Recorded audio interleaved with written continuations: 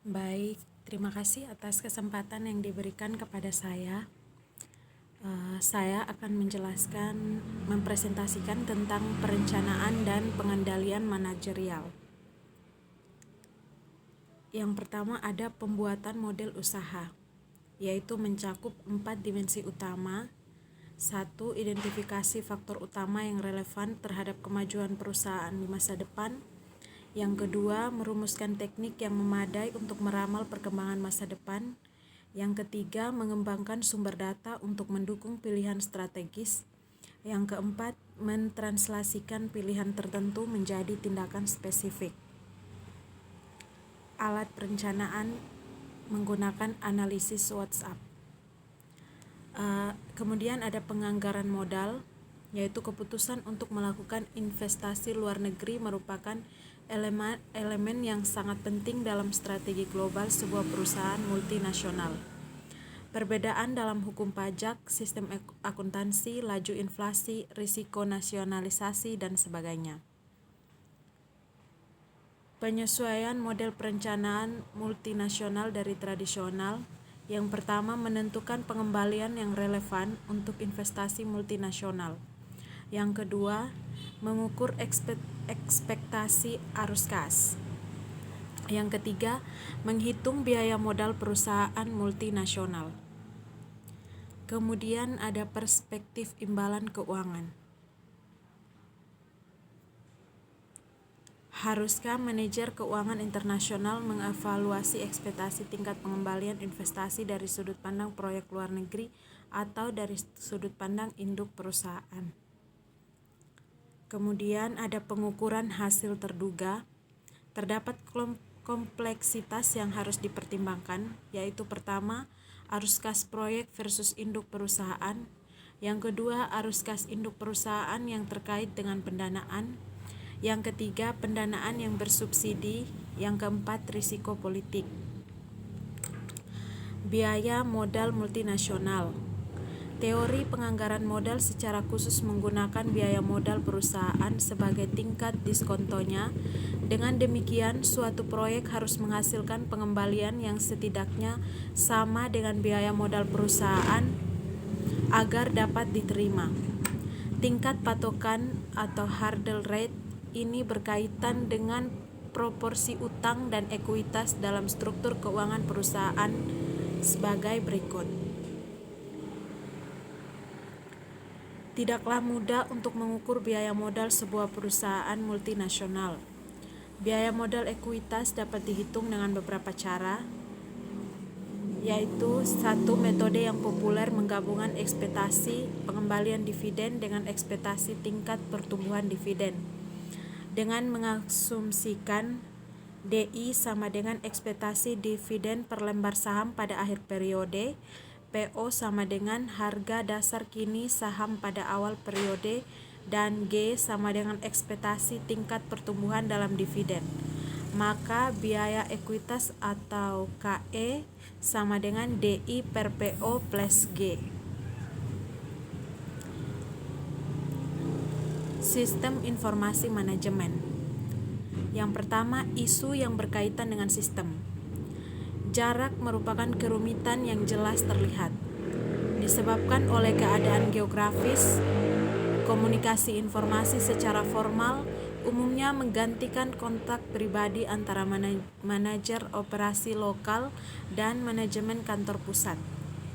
3. Strategi teknologi informasi global yang masing-masing berhubungan dengan jenis organisasi multinasional tertentu. Keberhasilan yang dicapai tergantung pada kesesuaian rancangan sistem dengan strategi perusahaan. A. Penyebaran rendah dengan sentralisasi yang tinggi digunakan oleh organisasi yang lebih kecil dengan operasi bisnis internasional yang terbatas dan sistem informasi domestik mendominasi kebutuhan. Yang ke B, penyebaran tinggi dengan sentralisasi yang rendah. Anak perusahaan lokal diberi kendali yang signifikan atas pengembangan strategi teknologi informasi dan sistem terkait mereka sendiri. C. Penyebaran tinggi dengan sentralisasi yang tinggi. Di sini strategi teknologi informasi global lokal dijalankan oleh perusahaan global dengan aliansi strategi di seluruh dunia. Sistem informasi dirancang untuk mencerminkan kebutuhan perusahaan yang disesuaikan dengan keadaan lokal. Yang kedua, isu yang berkaitan dengan informasi. Akuntan manajemen mempersiapkan sejumlah informasi untuk manajemen perusahaan, mulai dari pengumpulan hingga laporan likuiditas dan ramalan operasional berupa berbagai jenis pengeluaran beban. Untuk setiap kelompok data yang disampaikan manajemen perusahaan harus menentukan periode waktu yang relevan untuk laporan, tingkat akurasi yang diperlukan, frekuensi pelaporan, dan biaya serta manfaat penyusutan dan penyampaian tepat waktu. Di sini faktor-faktor lingkungan juga mempengaruhi penggunaan informasi yang dihasilkan secara translasi. Laporan dari operasi luar negeri perusahaan multinasional AS umumnya ditranslasikan ke dalam nilai ekuivalen dolar agar para manajer kantor pusat di AS melakukan evaluasi terhadap investasi mereka dalam dolar. Manajemen informasi dan hiperinflasi. Dalam lingkungan inflasi tinggi, laporan keuangan yang disusun sesuai dengan FAS 52 cenderung menimbulkan distorsi realitas melalui yang pertama, menilai lebih atau menilai kurang pendapatan dan beban. Yang kedua, melaporkan keuntungan atau kerugian translasi yang besar yang sulit untuk diinterpretasikan. Yang ketiga, mendistorsikan perbandingan kinerja antara waktu. Kemudian ada masalah pengendalian keuangan. Pertimbangan atas identifikasi pengendalian sosial penting karena memungkinkan para manajer untuk mengimplementasikan strategi keuangan global sebuah M&A, mengevaluasi sejauh mana strategi yang terpilih memberikan kontribusi dalam pencapaian tujuan-tujuan perusahaan, memberikan motivasi kepada manajemen dan karyawan untuk mencapai tujuan-tujuan keuangan perusahaan seefektif dan seefisien mungkin. Sistem pengendalian keuangan merupakan sistem pengukuran kuantitatif dan komunikasi yang memfasilitasi pengendalian melalui komunikasi tujuan-tujuan dengan tujuan-tujuan keuangan secara tepat di dalam organisasi, memperinci kriteria dan standar dalam evaluasi kinerja, mengawasi kinerja, mengkomunikasikan penyimpanan antara kinerja aktual dan neraca kepada pihak-pihak yang bertanggung jawab.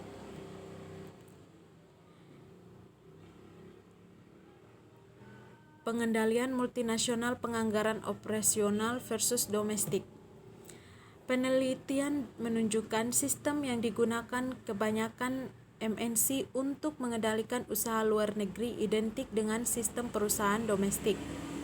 Terjadi karena adanya perbedaan lingkungan, budaya dan lingkungan bisnis, kesulitan bahasa. Perubahan nilai tukar antara mata uang lokal dan mata uang negara asal MNC bisa mengubah pengukuran kinerja. Pengendalian jaringan kerja, usaha domestik dan luar negeri membutuhkan anggaran yang diungkapkan dalam mata uang induk untuk perbandingan. Kemudian ada analisis perbuahan nilai tukar. 3 nilai yang mungkin bisa diukur dalam pencatatan penganggaran periode awal, yaitu nilai di tempat berpengaruh ketika anggaran dibentuk, nilai diharapkan masih berlaku pada anggaran periode akhir atau nilai proyeksi, nilai pada akhir periode jika anggaran diperbarui kapanpun nilai tukar perubahan atau nilai akhir. Varians kinerja diukur dalam mata uang lokal dan mencerminkan perbedaan antara angka menurut anggaran dan angka aktual.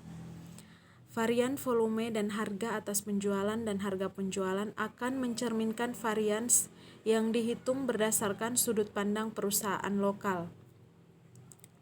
Pengaruh perubahan kurs dihitung dengan mengalihkan hasil aktual yang dilaporkan dalam mata uang induk perusahaan dengan perubahan kurs selama periode anggaran. Kemudian ada penetapan biaya strategis. Banyak perusahaan menggunakan standar penetapan dengan memperkirakan seberapa besar biaya produksi dari sebuah produk sebagai dasar penetapan harga jual. Tetapi di Jepang, banyak perusahaan menggunakan penetapan biaya dengan target pembiayaan atau disebut sistem Kaizen. Sistem Kaizen didasari dengan perancangan dan pembentukan produk yang dikehendaki untuk menjamin kesuksesan pasar.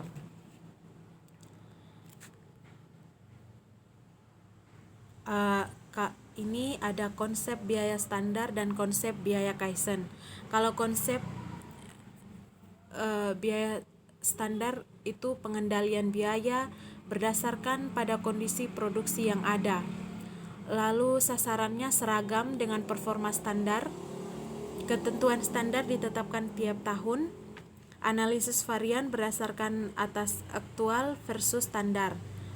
Lalu menginvestigasi ketika standar tidak tercapai. Kalau konsep biaya Kaizen, pengurangan biaya berdasarkan pada peningkatan produksi yang berkesinambungan, lalu sasarannya mencapai target pengurangan biaya. Pengurangan biaya ditetapkan per bulan meneruskan perbaikan dalam metode produksi demi meraih target biaya. Analisis harian berdasarkan pada pengurangan biaya tetap. Menginvestigasi ketika target biaya tidak tercapai.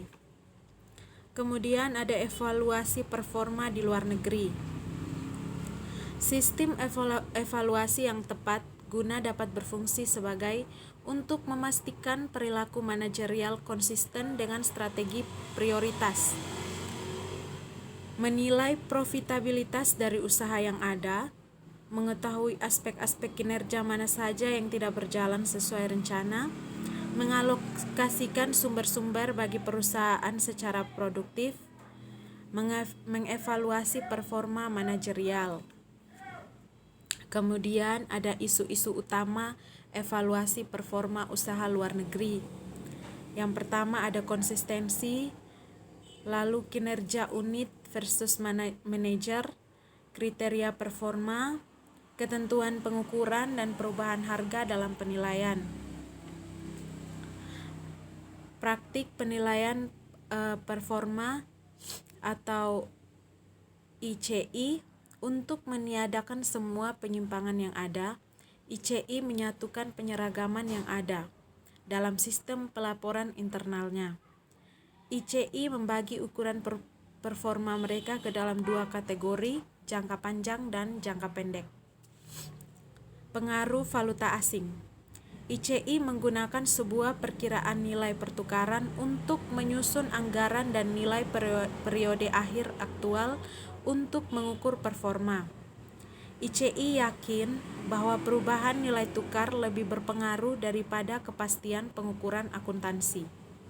Analisis selanjutnya menemukan bahwa sangatlah penting untuk menentukan akibat nyata dari fluktuasi mata uang. Standar performa menyeragamkan ROI perusahaan dengan sebuah indeks angka risiko yang berkembang di setiap negara. Perbandingan performa aktual dengan anggaran. 7 pedoman yang berguna dalam menilai hasil usaha luar negeri. Yang pertama, cabang perusahaan luar negeri tidak bisa dinilai sebagai pusat keuntungan independen. Yang kedua, kriteria laba modal perusahaan harus didukung sesuai dengan performa yang objektif sesuai lingkungan usaha luar negeri. Yang ketiga, menentukan target yang jelas dengan mempertimbangkan lingkungan internal dan eksternal cabang perusahaan di luar negeri. Yang keempat, penilaian penyimpangan performa usaha luar negeri. Yang kelima, manajer perusahaan cabang tidak bertanggung jawab untuk hasil di luar kendali. Yang keenam, mengukur kinerja manajer cabang dalam menyusun target-target yang ingin dicapai oleh perusahaan cabang luar negeri. Yang ketujuh, pengukuran performa ganda baik finansial dan non-finansial.